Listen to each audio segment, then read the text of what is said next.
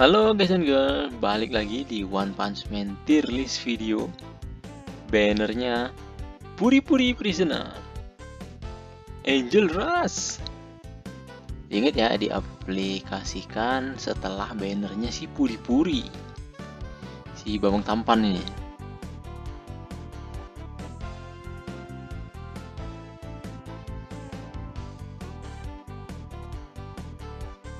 Jeng jeng Kabuto.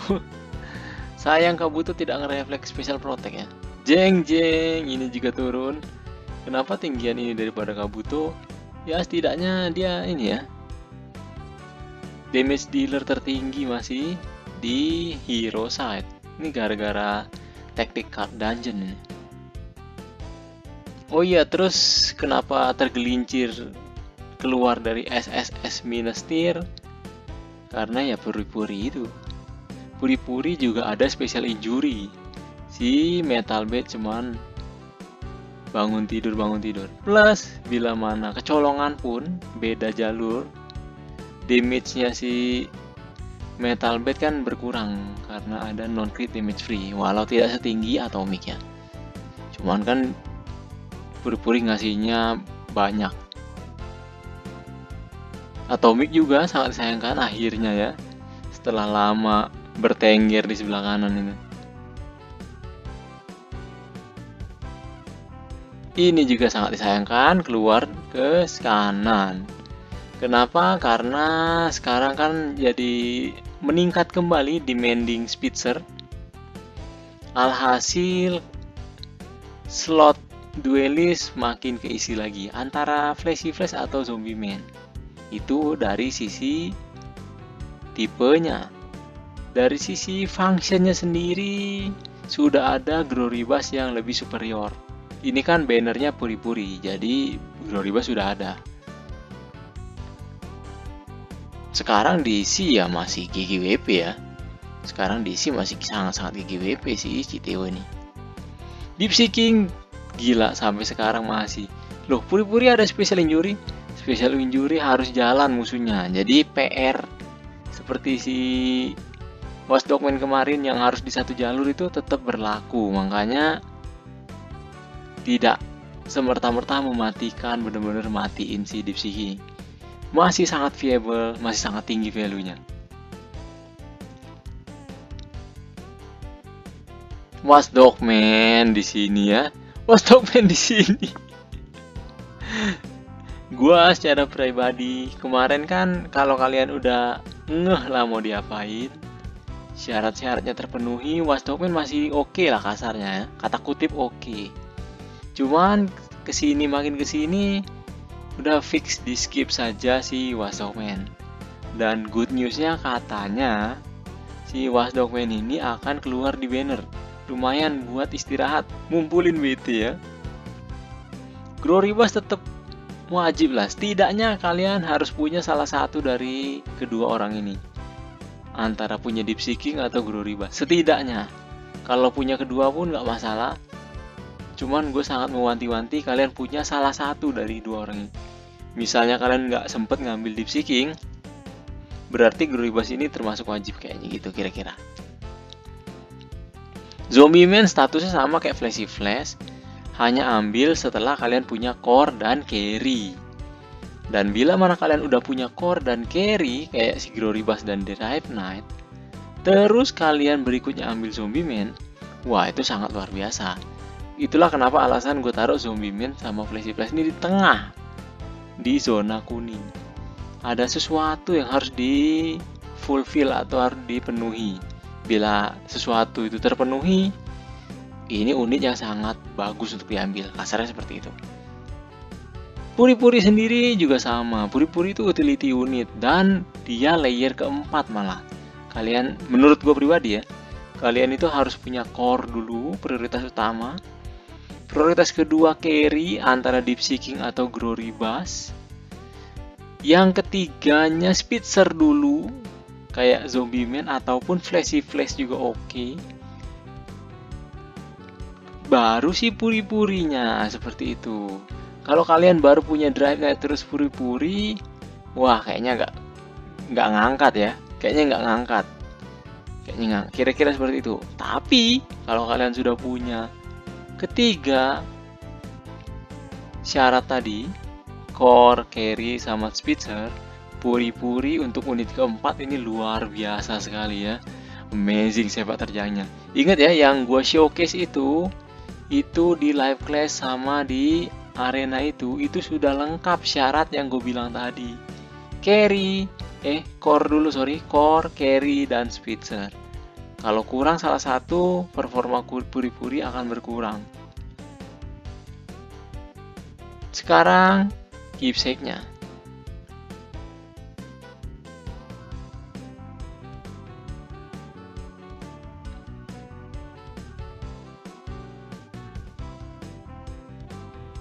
Oke, masih sama yang sebagian ini.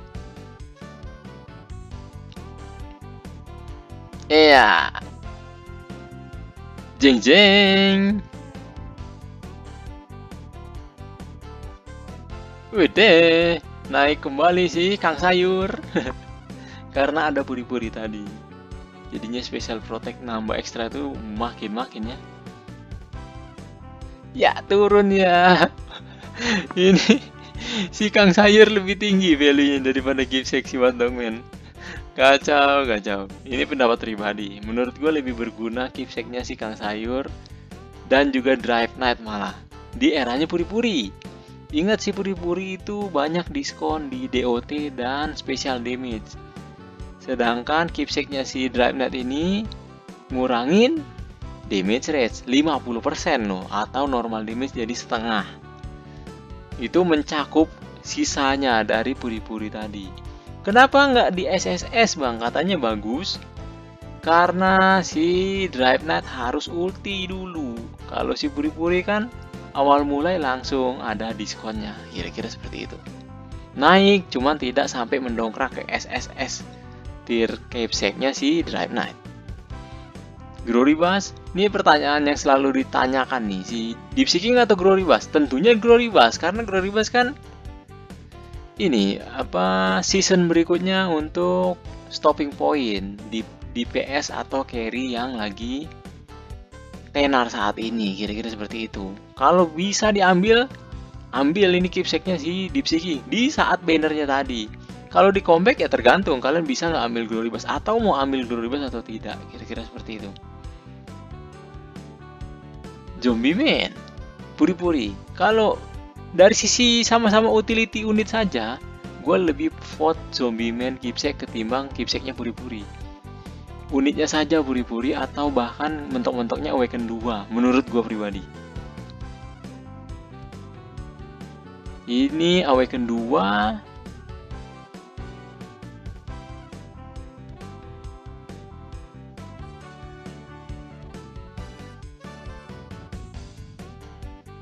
Oke, semakin ini ya. Masih sangat ngeri damage-nya. Cuman kalau kedepannya puri-puri yang bintang 5 ternyata sangat signifikan mengurangi damage output si Citeo, bisa jadi di banner berikutnya Citeo akan ke SS Plus ya. Awaken 2-nya.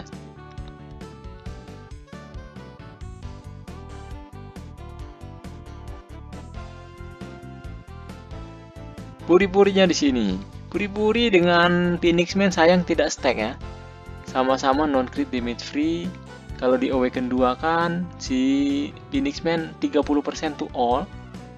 Sedangkan puri-puri 40% to all. Banyak kan 10% puri-puri, tapi si Phoenix Man ada revival. Ya kira-kira seperti itulah ya. Tinggal yang mananya. Gue menilainya sebenarnya kalau dari sisi Awaken doang sih bagusan PM. Cuman si puri-puri ada dot damage reduction yang sangat klop sekali dengan 40% non-crit damage free tadi. Bener-bener kayak polesan akhir. Makanya gue taruhnya kira-kira mirip lah ya, SSS minus.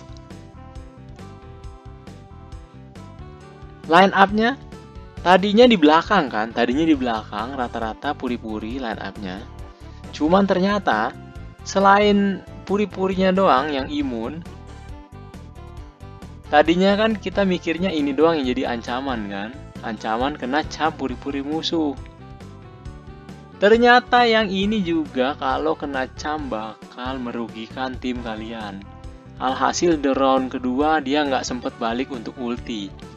Jadinya lebih ideal di depan sepertinya ya. Lebih ideal di depan sepertinya. Terus ini maksudnya apa bang? Ini maksudnya salah satu dari mereka berdua ini taruh di sini dapat speednya si Zombie Man. Kalau misalnya kalian punya keduanya, si Groribas di belakang misalnya, pastikan kalian tahu posisi puri-puri musuh dulu. Misalnya puri-puri musuh di tengah, berarti mereka berdua kolomnya taruh di paling bawah. Seperti itu, hindari satu jalur ya. Terus ini Kordeka berarti kayaknya nggak penting lah bang ya. Kalau kalian nggak pakai Kordeka, gue cukup masukin ini selesai ya. Gue cukup masukin ini pakai core ini selesai. Tetap butuh Kordeka, apalagi sudah ada diskon hari raya dari pasif dan awaken pasifnya si puri-puri.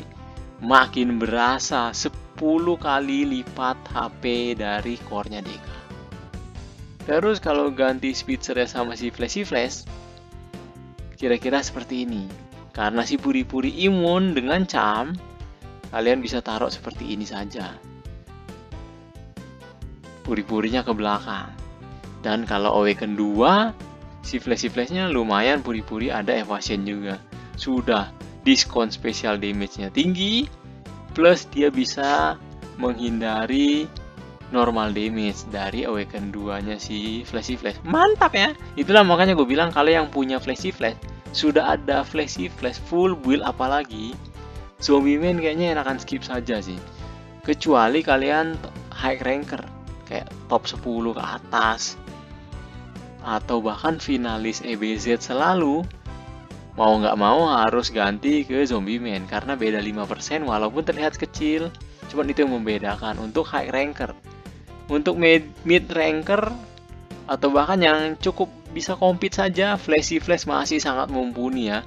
Apalagi Zombie Man-nya kan masih ada waktu, harus nyiapin diri kayak sebulan setengah, 40 hari lah ya, untuk ke ungu 5 supaya melebihi 5% dari speednya si Flashy Flash tadi. Masih ada banyak waktu untuk menikmati pakai Flashy Flash. Kira-kira seperti itu. Ketemu full set Zombie Man saja, kira-kira kalau kalian lebih banyak itu speednya, masih bisa lah membentengi beberapa player-player yang di bawah kalian kasarnya. Tidak kecolongan. Kalau nggak ada speedster sama sekali, kira-kira setengah BP atau mungkin 3/4 BP dari kalian dipakaikan puri-puri untuk mencuri tim kalian dengan speedster mereka. Ada harapan kalah ya, kira-kira begitu. Dengan punya Flashy Flash, setidaknya mengurangi resiko dicuri player yang BP-nya 3/4 atau bahkan setengah dari kalian. Dilicikin kasarnya, menghindari dilicikin.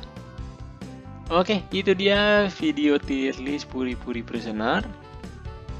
Kalau ada yang mau ditanyakan silakan, kalau ada yang mau saran monggo. Dan kalau kalian suka video seperti ini, like dan sub. Jika kalian pikir gue pantas tuh gitu. Dan ini murni pendapat ya, bebas banget untuk tidak setuju.